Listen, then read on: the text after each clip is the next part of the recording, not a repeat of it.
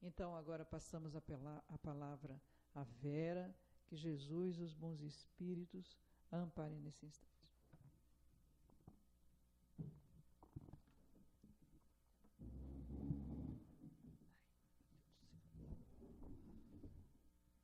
Boa tarde a todos. Que a paz do Senhor esteja com todos, que possamos, nessa proposta de Jesus, tão difícil para nós, né? É exatamente o objetivo das nossas reencarnações, é chegarmos a essa perfeição relativa. Então, daí, como ela é a meta final, a gente já, de antemão, já sabe que ela não é uma coisa ser fácil de ser conquistada. E ela não e para alcançar essa perfeição, há uma série de requisitos, há uma série de experiências que é necessário que a gente faça. E essa proposta de Jesus, ele fala que para ser um verdadeiro cristão, não tinha que ser igual aos outros, porque as outras pessoas também, elas tinham fé em Deus, cumpriam com as obrigações que a igreja mandavam, amava os seus semelhantes, as pessoas que estavam próximas. Então, tudo isso, ele dizia que até os publicanos, por que os publicanos? Os publicanos eram aqueles que cobravam os impostos, então eram as pessoas consideradas, eram repudiadas pelos judeus. Então, ele compara os publicanos, até os publicanos fazem isso também, até os gentios, quer dizer, as pessoas que adoravam vários deuses pagãos, também faziam isso. Então, o que isso tinha de mais? Para ser cristão, realmente, a gente vai ter que fazer mais do que isso. A nova justiça é superior à antiga. Quando Jesus fala aqui nesse capítulo 5, que é de Mateus, ele começa com as bem-aventuranças. Jesus, nesse capítulo, ele começa com as bem-aventuranças, ele depois fala que nós somos o sal da terra, e depois ele vem falar do amor aos inimigos. Quer dizer, ele aqui está dando direcionamento para nós da sustentação do espírito para chegar à perfeição. Os códigos de honra, de nobreza, no sentido não da vaidade ou da nobreza material, mas da nobreza espiritual, da grandeza espiritual. Então ele coloca. E para nós, ele realmente é muito difícil, porque amar aos inimigos é estar junto aos inimigos e aceitá-los. Veja bem, não nós, em momento nenhum, Jesus falou que a gente deveria aceitar o mal, mas jamais repudiar ou julgar ou condenar aquele que o pratica, porque nós também praticamos. Então, não é quem pratica que nós vamos repudiar ou que nós não vamos aceitar, mas sim o ato em si. Então, a gente tem um discernimento. O crescimento espiritual implica no discernimento de saber o que é certo e o que é errado, o que é bem e o que é mal, né? Mas como é que Jesus, então, fala amar os inimigos? Porque a palavra inimigo lembra sempre o quê? Alguém que vai nos fazer mal. Alguém que quer o nosso mal, alguém que não se conforma com a nossa felicidade, né? E se puder atrapalhar, atrapalha. Esse inimigo, a gente como espírita, se estende não só ao plano físico, ele pode estar aqui encarnado, dentro da própria família, como também no plano espiritual. Ele pode estar no plano espiritual. E, muitas vezes, quando ele está desencarnado, numa determinada encarnação, num determinado momento da vida da pessoa, Deus permite que este inimigo nos ache. Então é chamado obsessor. O obsessor é um espírito mal que influencia o outro. Mas nem sempre o obsessor ele tem que ser um espírito mau. Ele pode ter sido vítima, da nossa maldade em outras existências, né? Então, mas a gente coloca como obsessor. Quer dizer, por que que Deus, então, deixa que ele nos ache? Porque, na verdade, às vezes, levam várias encarnações e o espírito, depois de longo tempo, nas reuniões mediúnicas, até coloca isso, até que, enfim, que achei aquele que me fez tanto mal, que me prejudicou tanto. Então, nos dois planos da vida, a esses nós devemos amar. Quando Jesus fala também, quando alguém pedir para que você caminhe 100 passos com ele, caminhe 1000 passos com eles. Se alguém lhe pedir a túnica dele e a capa, quer dizer, se alguém exige de nós há muito esforço para a convivência, que a gente dê muito mais a ele do que daríamos a uma ou outra pessoa comum. É ao amor. É o amor aos inimigos que Jesus está colocando aqui. Para que nós chegássemos à perfeição. Perfeição relativa. Então, isso aí é algo dificílimo e que nós não vamos conseguir nessa encarnação, não conseguimos nas outras, nem nas próximas. Né? Tem muitas e muitas encarnações para essas conquistas. Mas para a gente desenvolver essas conquistas, nós também temos que desenvolver outras conquistas, porque nenhuma virtude, porque essa virtude, diríamos assim, é a máxima, né? De amar o inimigo. Se nós tivermos um ponto de amar realmente o inimigo, nós já conquistamos todas as outras virtudes que implicam nesse amor. Mas a gente não ama nem a gente mesmo, não é? A gente ama a gente mesmo. Às vezes a gente come demais, às vezes a gente dorme demais, muitas vezes nós estragamos a nossa saúde através dos varios, de coisas que não são produtivas. São coisas fúteis, ou então coisas que vão levar ao arrastamento, às drogas, ou qualquer outro tipo de vício. Isso quer dizer que nós não sabemos nos amar, porque se a gente se amasse de verdade, a gente não faria nada que nos prejudicasse, nem fisicamente, nem espiritualmente. Mas a gente se deixa, né? A gente vê aquele doce ali gostoso e sabe que não pode, cheio de gordura vegetal, mas a gente come. Aquele glacê ali é um poço, é um veneno, mas a gente se empanturra daquele glacê. Às vezes, quando eu estou comendo e estou pensando, ah, meu Deus do céu, estou me matando. Estou me matando, porque é o quê? O arrastamento ainda. Não consigo vencer ainda um pedaço daquele doce, né? É uma coisa banal? Não é uma coisa banal.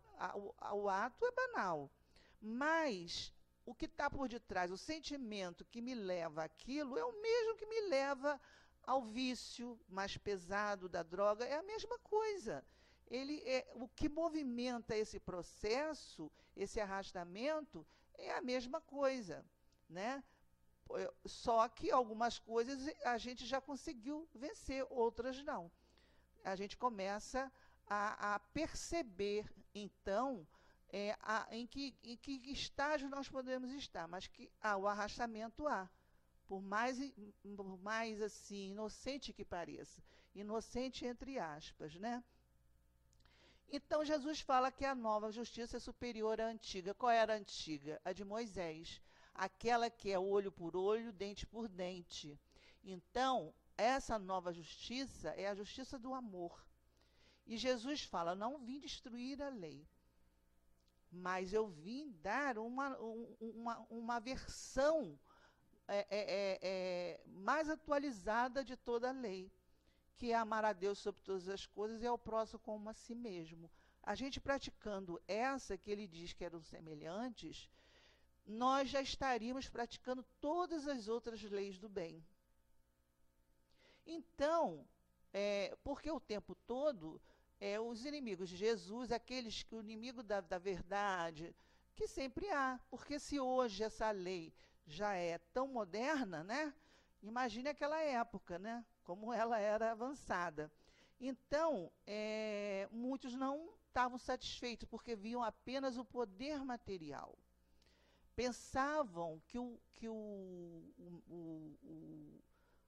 Salvador seria o Salvador daquele povo, quer dizer, alguém que nasceria no trono, que levantaria a espada, que derrubaria os inimigos e que faria com que aquele povo tivesse a supremacia sobre todos. Quer dizer, era um reino material. Quando Jesus nasce no seio de uma família pobre, simples, natural, convivendo com todos, e não se coloca como rei, não se coloca acima de ninguém, e convida para os seus discípulos as pessoas comuns, até ignorantes no sentido de letras, e chamava os pescadores, né? E vinha chamando, escolhendo as pessoas comuns para serem, para formarem aquela equipe.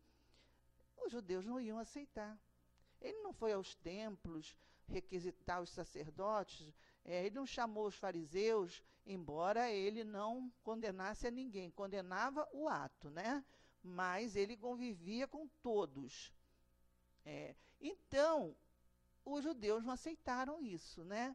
Por isso que não aceitam que Jesus seja o Messias, porque a supremacia que eles pensavam era a supremacia material, poder material. E o reino seria o reino material. E a proposta de Jesus era o reino da vida futura, o reino espiritual. Por quê? Porque nós somos espíritos. Estamos numa experiência terrena. Mas isso não concebia a quem tinha o poder, que só vê esse poder, cega, né? Então, é isso que quer manter. E Jesus não veio manter isso. Por isso, o acusavam e testavam a todo momento o que ele dizia e fazia para ele cair em contradição. Mas sempre que faziam isso, Jesus dava uma resposta que caía por terra toda aquela intenção deles, porque Jesus já sabia as intenções dele. Então, essa questão de nós formarmos essas conquistas morais, é necessário outras conquistas, como nós falamos anteriormente. Então, eu trouxe assim alguns exemplos da gente, de vivências, de histórias, para a gente poder assimilar um pouco essas vivências. A gente lembra uma coisa que é muito importante para essa conquista de valores morais, é a nossa harmonia interior. Nós não somos pessoas harmonizadas. Nós temos momentos de harmonia. Nós estamos agora num momento de harmonia. Embora muitos estejam aflitos, muitos estejam aqui por causa de doenças, buscando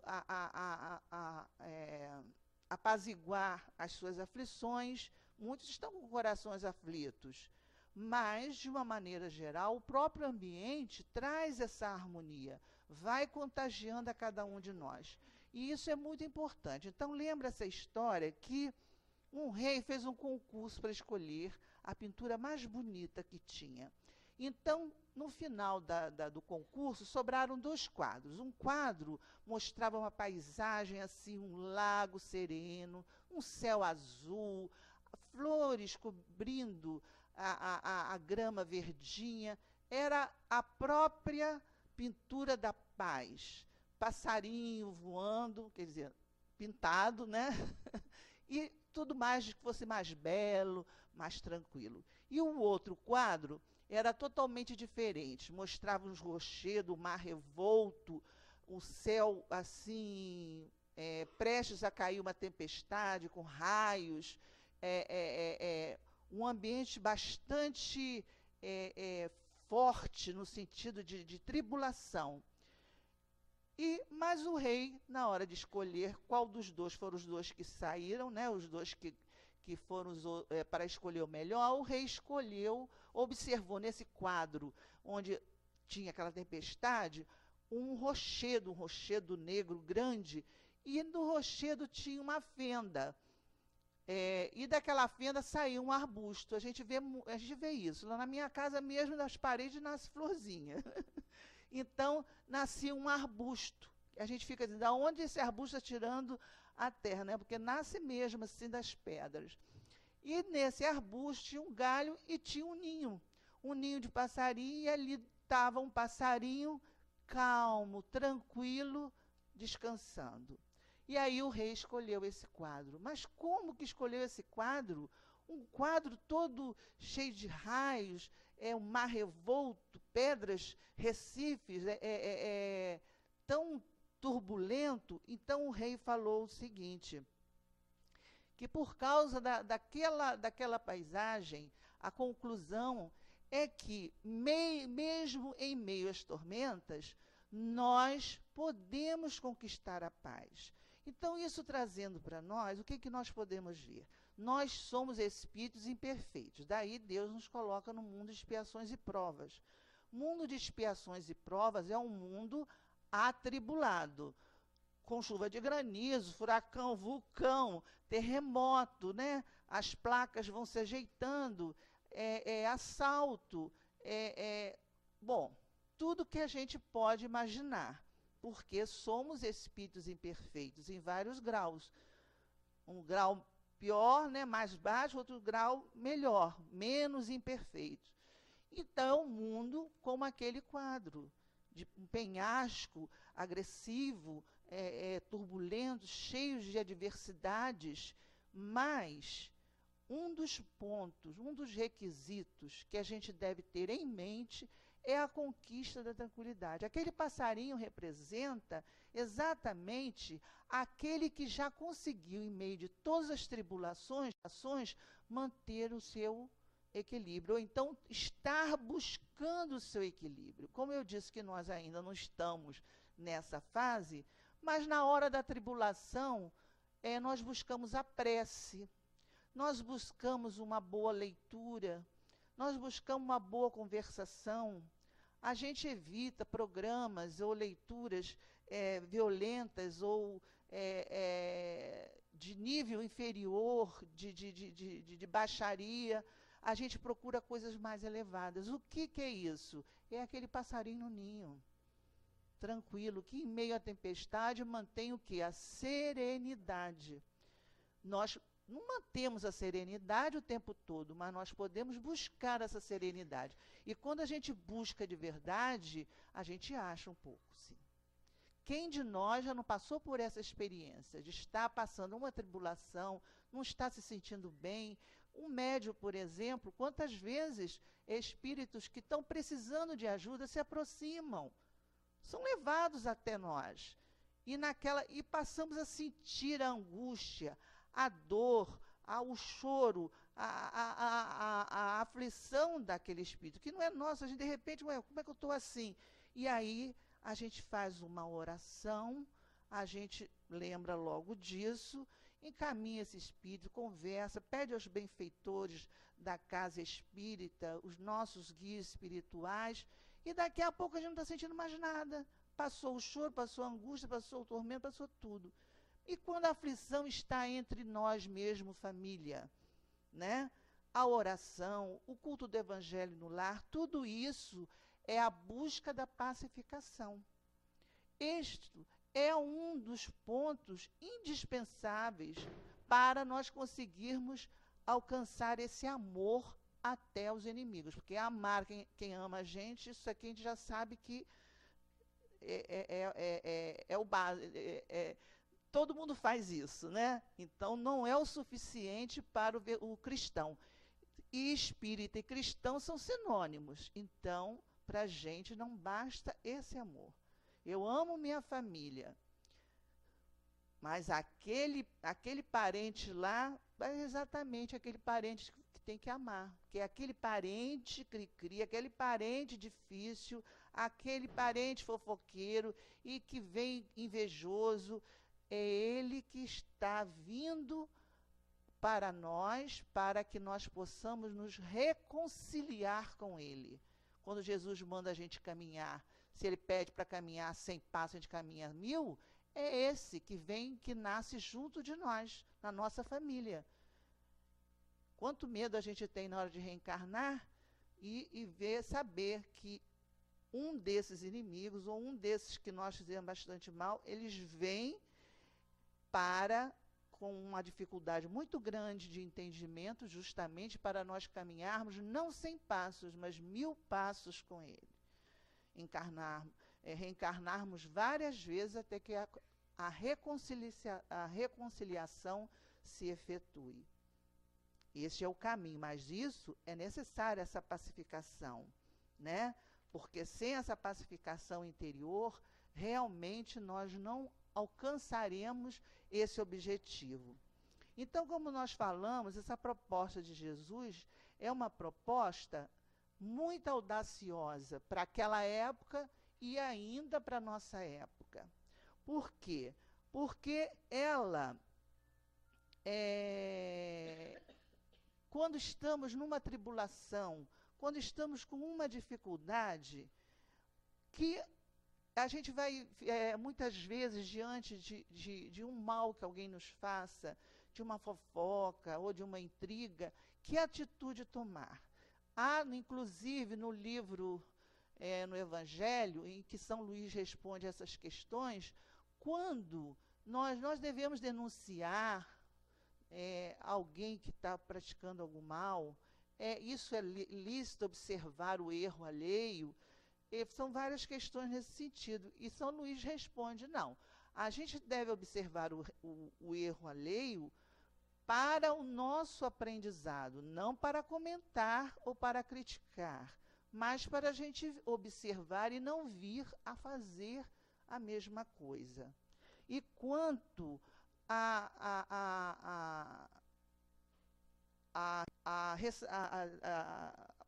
falar sobre o erro de alguém, a gente tem que questionar qual é a minha verdadeira intenção nisso aí. Porque eu não gosto de fulano, eu quero que ele se dê mal, ou porque realmente está prejudicando o grupo todo, e o grupo todo pode cair por causa de uma pessoa. Então, São Luís fala, se por causa de uma pessoa todos vão cair, então que caia a pessoa que está cometendo o erro. Mas se a nossa intenção não é ser bonzinho para com todos, mas sim de vingança, a gente se cala. Mas como é que é isso? Pode deixar que alguém vai denunciar. Porque se nós denunciarmos com espírito de vingança, nós não estamos realmente fazendo da melhor forma possível. Entendeu? O mal não pode prevalecer, tem que existir lei. O bem não pode sucumbir ao mal. Não quer dizer que o bem tem que ser omisso, fraco, não, de forma alguma. Mas o bem não pode combater com as mesmas armas do mal. Quer dizer, com a violência, com a vingança, com o revide, com o ciúme. Não, eu tenho que ter armas diferentes.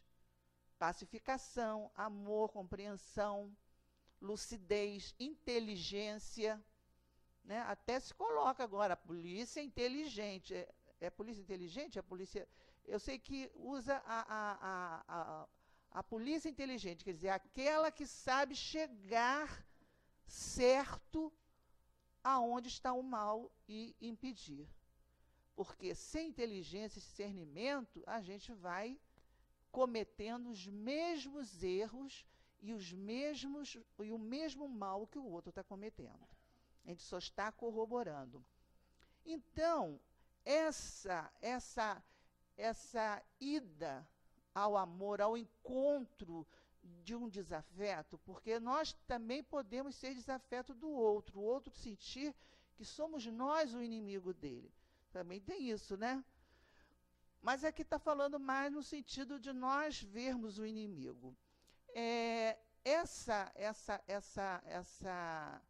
passagem para essa atitude exige de nós muita coragem.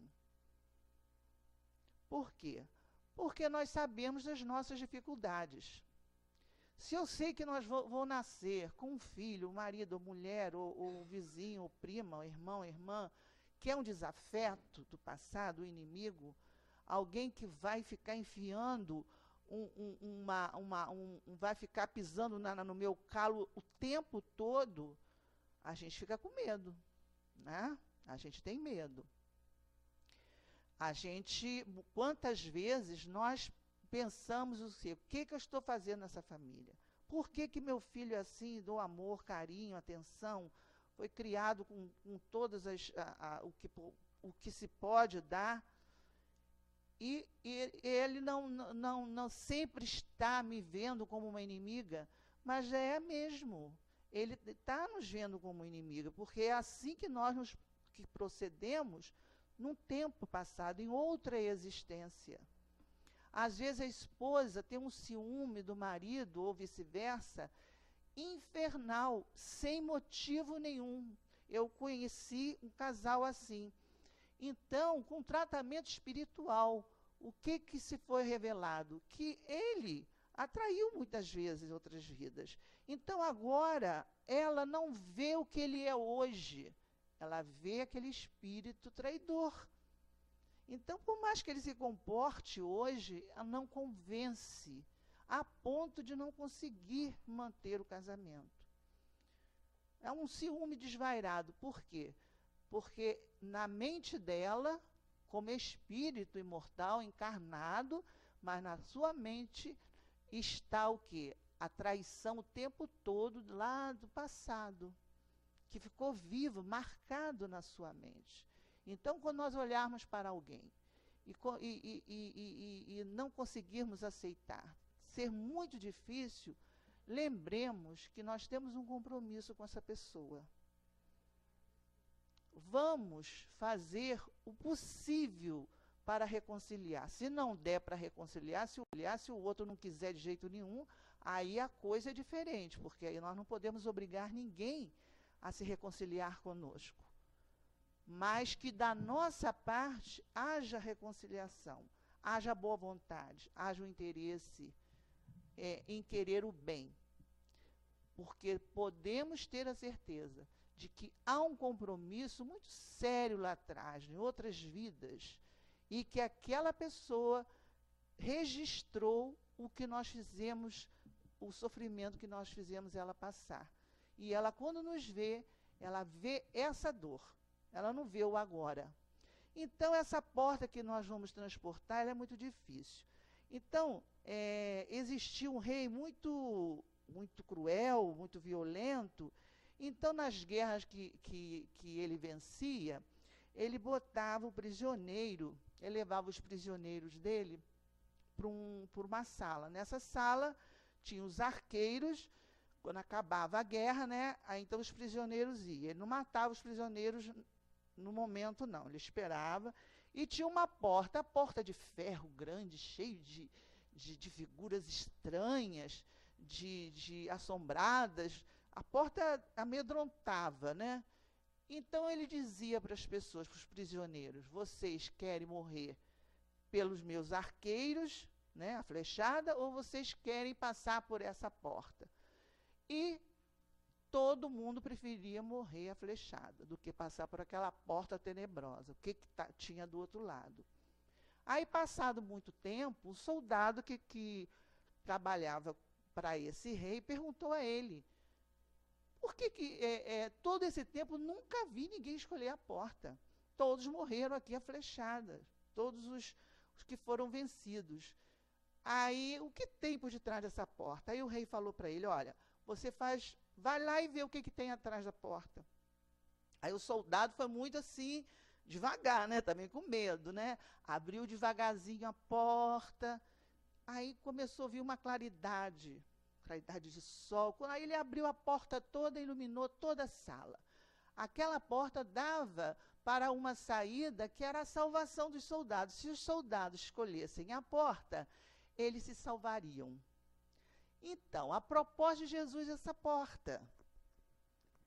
Nós entrarmos por essa porta, ela aparentemente, ela nos assusta, porque ela manda a gente amar o nosso inimigo, ela fala, como aqui na leitura, se alguém, um amigo chega para mim e fala assim, você tem que descansar, você faz muita coisa lá no centro, você tem que dar um pouco mais de atenção, e você vê que você não está cansado, não vai atrás dessa conversa.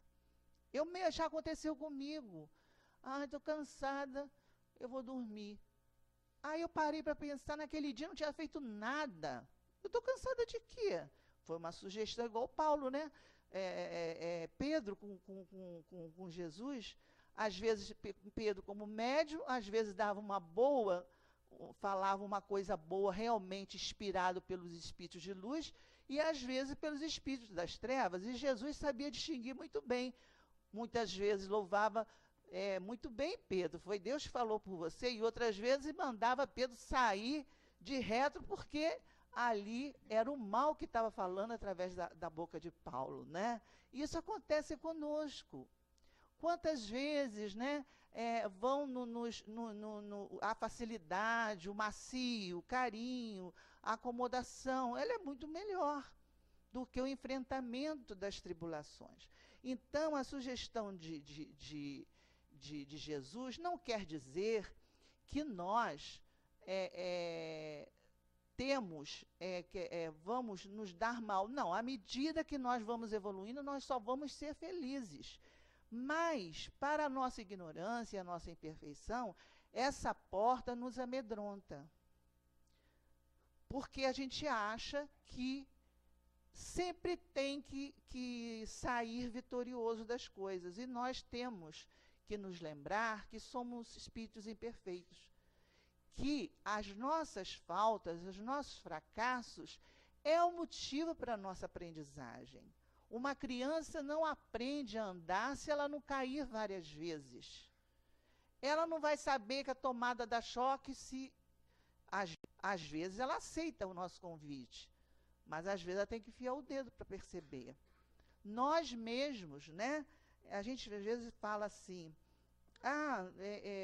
fala para os filhos, cuidado, não anda, onde você vai, mas quando nós éramos jovens, vocês são muito jovens aqui, outros não, mas tem bastante jovens aí. A gente pensava nisso, quando a gente é jovem, bem jovem, a gente não acha que, a gente não vê perigo em nada, a gente acha que nada vai acontecer, há uma onipotência em nós, há uma sensação de onipotência. Por quê? Falta a experiência da vida. A gente não viu ainda uma porção de coisa nessa existência. Claro que a gente tem a experiência das vidas passadas, mas para cada experiência, Deus nos dá uma oportunidade nova. Ele faz o véu do esquecimento para a gente recomeçar. Então, a gente ainda não viu as coisas acontecerem, a gente não tem essa experiência, então a gente acha que somos onipotentes. Lembram daquela passagem, quando a adúltera chegou e eles perguntaram a Jesus, que na época a lei mandava apedrejar a adúltera, só que uma mulher não é adúltera sozinha, né? Tem que haver o adúltero, mas o problema era só a mulher. Então Jesus falou o quê? Para instigar Jesus, para derrotar Jesus, falaram, o que se faz? Cumpre a lei de Moisés, apedrejando, o que a gente vai fazer? E ele demora a responder. Depois de algum tempo, ele diz assim, bom, quem não tiver falha nenhuma, atire a primeira pedra. E no Evangelho diz, quem que saiu primeiro? Os mais velhos. Por que os mais velhos? Porque vivenciaram mais, cometeram mais erros, mais enganos. Tem um pouco mais de sabedoria, né? Porque com a sua experiência, viram o que fizeram durante toda a sua existência e foram os primeiros a sair devagarinho. Porque tinham mais culpa no cartório. E a mulher não foi apedrejada. E Jesus falou o que com ela? Cadê as pessoas que estavam aqui querendo te apedrejar? Senhor, não tem mais ninguém. Então você vá e não tornes a pecar. Quer dizer, Jesus, ele não foi contra ela. mas não deixou de alertar o erro que ela cometeu. Ele sabia que ela não cometeu o erro sozinha, mas cometeu um erro. E ali ele estava falando com ela. Então ele não a julgou, não a condenou, e ele poderia, porque é o espírito mais perfeito que veio à Terra, mas quanto mais perfeito, menos ele, mais ele ama o imperfeito. Mais ele nos ama, porque ele sabe da nossa dificuldade.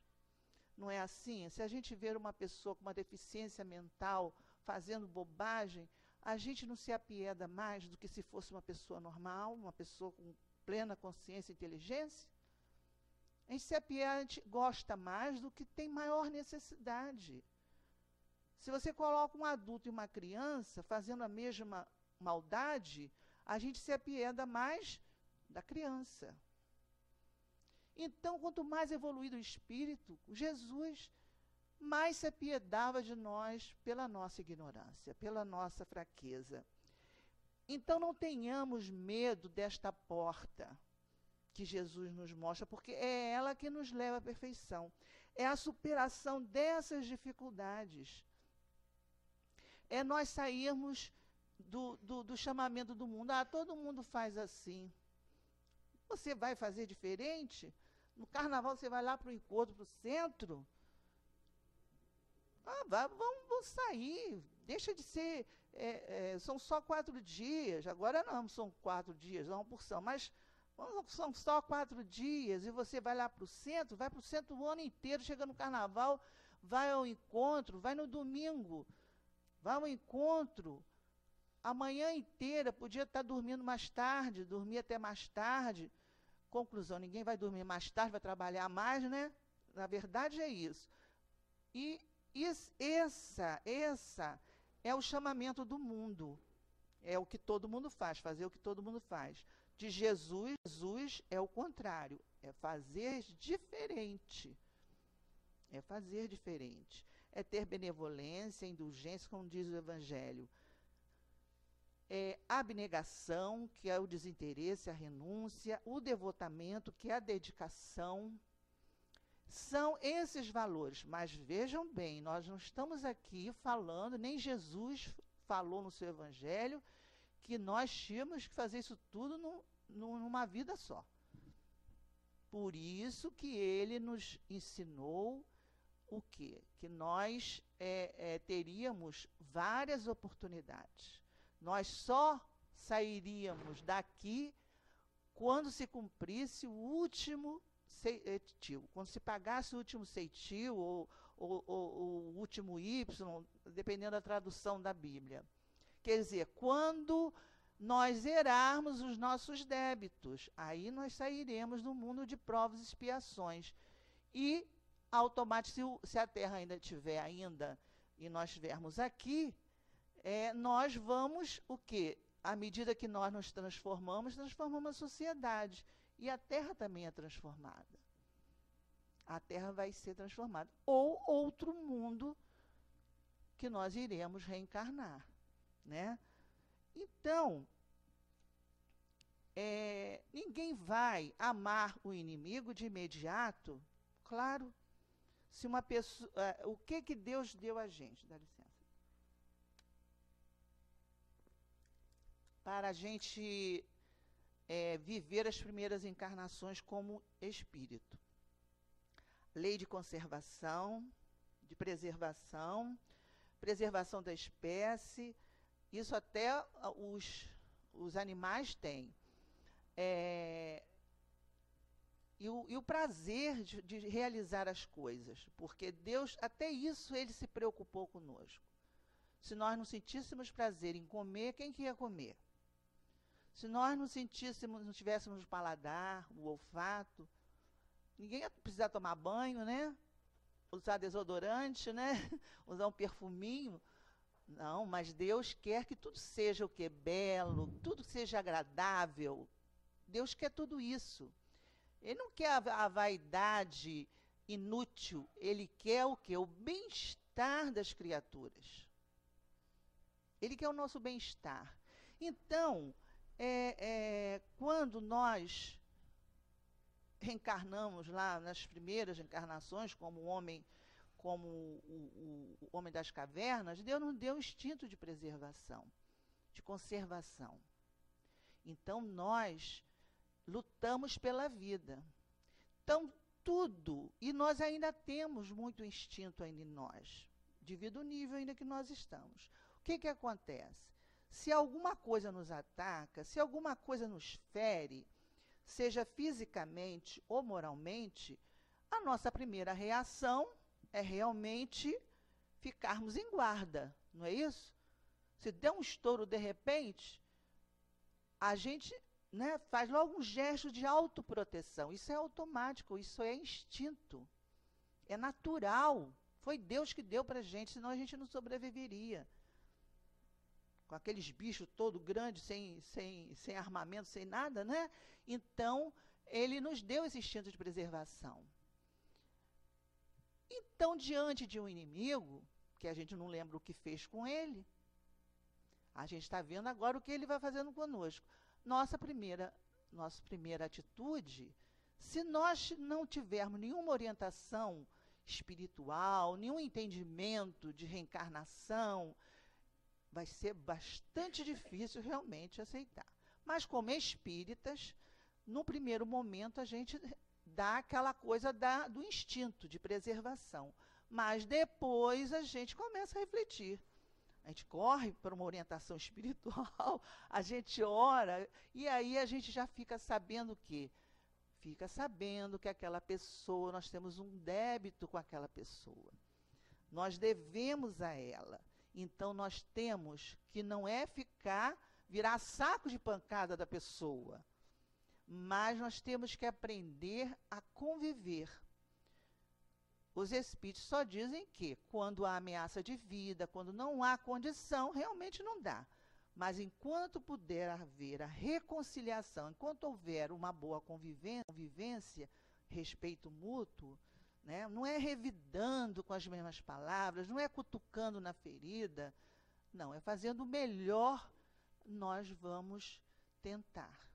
Porque ali está alguém com quem nós precisamos nos reconciliar. Então não vai ser logo de primeira vez, às vezes precisam de várias encarnações para a gente se adaptar. Porque, segundo o Evangelho, só a presença de um inimigo e de um amigo fazem o nosso coração bater de formas diferentes. Né? Então, às vezes, até a presença da pessoa já causa um tremor na gente, já dá uma desconfiança. Então, nós temos que ver ali, está uma porta, aquela porta feia, cheia de ferro horrível, é aquela porta que está se abrindo para nós. Não tenhamos medo de atravessá-la, porque vai ser a nossa libertação, dentro do bom senso e do equilíbrio, buscando a oração, buscando tratamento no centro, buscando fazer o bem, buscando a sua transformação pessoal, buscando os sentimentos de benevolência, indulgência, quer dizer, nos aproximando, fazendo com que a nossa vibração sintonize com a vibração do bem. Porque aí nós estamos começando a regimentar o quê? Uma equipe de alta envergadura para nos apoiar naquela luta, naquela travessia daquela porta. Então é necessário, Emmanuel coloca para nós, que esses credores, eles são credores diferentes. Há uma mensagem aqui de Emmanuel, do livro Vinha de Luz. Ele chama credores diferentes. Ele também tem uma outra mensagem que fala dos inimigos como professores diferentes. Então, eu vou ler aqui alguns pontos. Pela rudeza do inimigo, o homem comumente se faz rubro e indignado uma só vez, mas pela complacência dos afeiçoados, torna-se pálido e acabrunhado vezes sem conta. Aqui parece que a gente não pode ter amigos, né? Não, não é isso, não. É que a complacência, ser amigo de verdade, não é só ser complacente com o erro do outro. Se você é amigo de alguém e vê essa pessoa veredando por um caminho que vai cair num buraco, você tem que alertá-la. Você é amigo dela ou não? Né? Agora, se vocês não são amigos, você vai indiretamente e tal, e mesmo que seja muito amigo e a pessoa não aceitar, é livre-arbítrio dela, mas você tem um compromisso de alertá-la. Com carinho, com afeição, também não é com brutalidade. É sabendo também como fazer isso, né? Por isso que ele fala que o inimigo nos faz ficar rubro uma única vez. Quer dizer, o inimigo nos desperta, nos sacode, nos faz rever as nossas ações. E muitas vezes aqueles que não fazem nada deixa a gente no comodismo. Ele também diz que os nossos inimigos são médicos corajosos que nos facultam corretivo. É difícil para muita gente na Terra a aceitação de semelhante verdade. Vê-los como médico fazendo um trabalho difícil. Quando a minha filha nasceu, como eu sofri para dar aquela primeira vacina, porque falaram que a perna ficava dura do bebê, que o sei o quê. Aí fui a pediatra, ela me deu um gel para amenizar. Olha, eu não dormi durante a noite toda, sofrendo por causa daquela vacina tríplice, né? Nem sei mais, já faz tanto tempo. Aquela primeira vacina. Mas eu fui e ela tomou a vacina. Sou inimiga dela? Não, eu quero o bem dela. Agora, se eu fosse tadinha, né? Ah, não vou dar injeção, não vou deixar ela fazer isso. Poderia morrer, desencarnar sem necessidade, desencarnar com uma doença aí sem necessidade. Porque a desencarnação também pode acontecer antes do tempo, dependendo do que a gente fizer. Então, para a gente concluir, a gente vai relembrar o seguinte. Vai relembrar uma conversa entre um discípulo e um mestre. O discípulo ia, o mestre, e ele falava: mestre, o senhor ensina tantas coisas boas para a gente, uns aprendem, outros mais ou menos, e outros não aprendem nada como eu. O que adianta? Aí o mestre parou, pensou e falou assim para ele: meu filho, se alguém perguntar para você onde vai para a sua cidade, você sabe explicar? Ele falou: sei. E como é que você vai fazer? Eu vou explicar direitinho, vou mostrar o caminho, como que é que faz, e para ele chegar lá. Aí o mestre falou assim: mas se ele não for caminhando, ele vai conseguir chegar à cidade só porque você explicou? E ele ficar parado, ele consegue chegar? Não, ele vai ter que caminhar, ele vai ter que fazer o percurso. Então é isso que acontece conosco. Nós temos que fazer esse percurso. Esse percurso são a nossa existência, nós somos espíritos. Nós não acabamos, nós não morremos. Queiramos ou não queiramos, a gente vai, a partir do momento que fomos criados, vamos para o infinito. Então, o melhor é fazer o melhor mesmo, porque se eu não vou morrer, se eu continuarei, então eu tenho que percorrer esse caminho. Que caminho é esse? É o da caridade, do amor ao inimigo, do amor ao próximo, de cultivar o bem, é ver as virtudes que me faltam. Agora, uma virtudezinha para cada encarnação, Joana de Ângeles falou que está ótimo. A gente quer logo todas as virtudes. Não.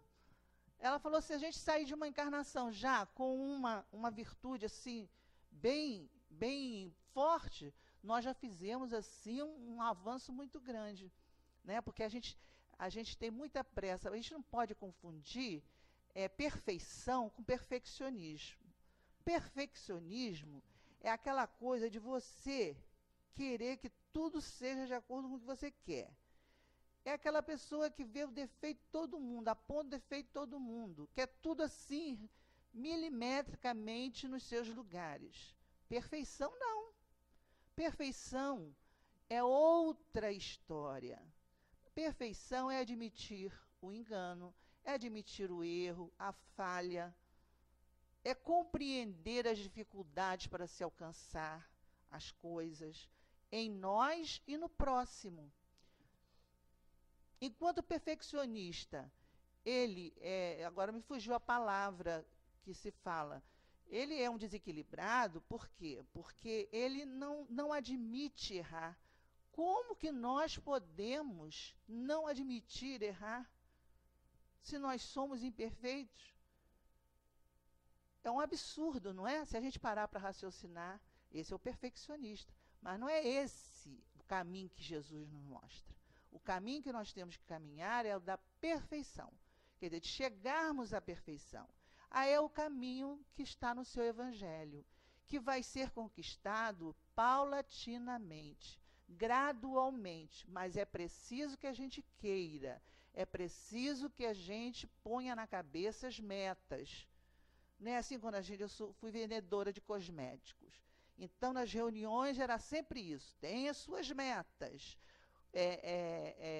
escrevam as suas metas, não é assim quem é vendedor? Sempre tem aquela questão de escrever as metas, de alcançar as metas, de não sair do seu caminho, para poder render bastante dinheiro, né?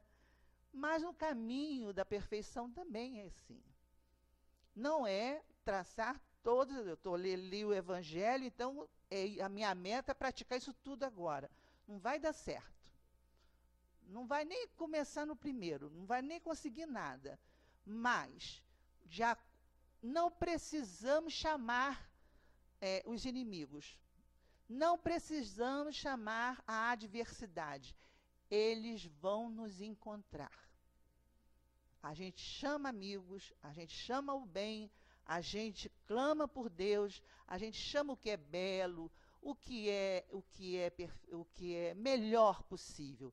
Porque o mal, ele vai nos encontrar. Nós estamos num mundo em que ele está aí, ó.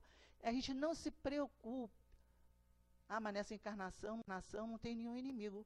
Tá ótimo, nós estamos nos preparando. Então você está se preparando para chegar numa encarnação aí e conviver com um. Então aproveita que agora não tem, pode agir mais, né? Pode agir em outros setores. Está precisando agir em outros setores, se preparando para isso. Então nós não precisamos buscar o mal. Não precisamos buscar a dor. Ela virá naturalmente pelas nossas imperfeições. À medida que nós avançamos, elas diminuem também. Nós encontramos menos essa dor. A dor é o retorno do mal, porque o bem ele retorna e cresce, né? Ele volta à pessoa que o praticou e alimenta essa pessoa e essa pessoa passa a ficar melhor ainda. O mal não, o mal se autodestrói. Ele volta à causa e se destrói. Se destrói como? Provocando as doenças, provocando os desequilíbrios, que é através deles que nós vamos que é o remédio que vai curar o espírito, porque espírito não toma remédio, não toma xarope, comprimido. Qual o remédio do espírito, então? Se não é xarope, comprimido, não é calmante, não é nada, tem que ter um remédio, e o remédio é esse. É o retorno, o próprio mal se autodestrói, ele torna a sua causa. Ele não tem consistência, porque não foi criado por Deus. O bem foi criado por Deus. Então esse se mantém, mas o mal não pode se manter. Então ele autodestrói, ele causa o sofrimento, e se nós soubermos olhar para o sofrimento com olhos de ver, como Jesus nos alertava, aí realmente nós vamos ver que aquele é o remédio para a nossa alma. Aquele é o remédio do espírito. É aquilo que vai modelar o espírito. Aquele que é o comprimido, aquele que é o xarope, aquele que é o calmante. O trabalho, o esforço, o perdão, né? Então, que nós possamos, amigos, procurar entender a mensagem de Jesus, não como uma exigência imediata, mas como um processo, um resultado de esforço contínuo.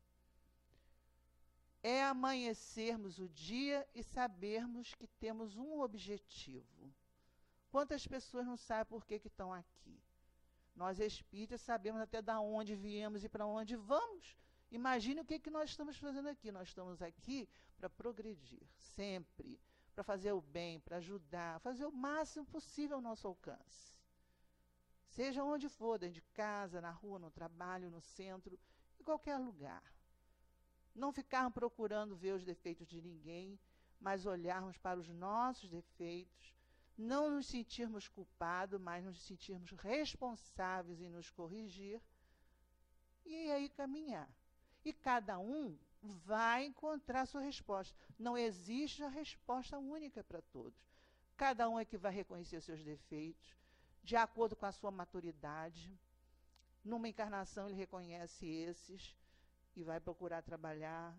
Depois que ele consegue amadurecer mais, ele vai ver outros, e assim por diante. Então, que o Senhor Jesus nos fortaleça para que a gente realmente consiga abrir aquela porta que a gente tem medo, enfrentar e buscar realmente a saída da nossa salvação, né? E a salvação, ela está em nós mesmos. E o caminho é o que Jesus ensinou. Muita paz para todos.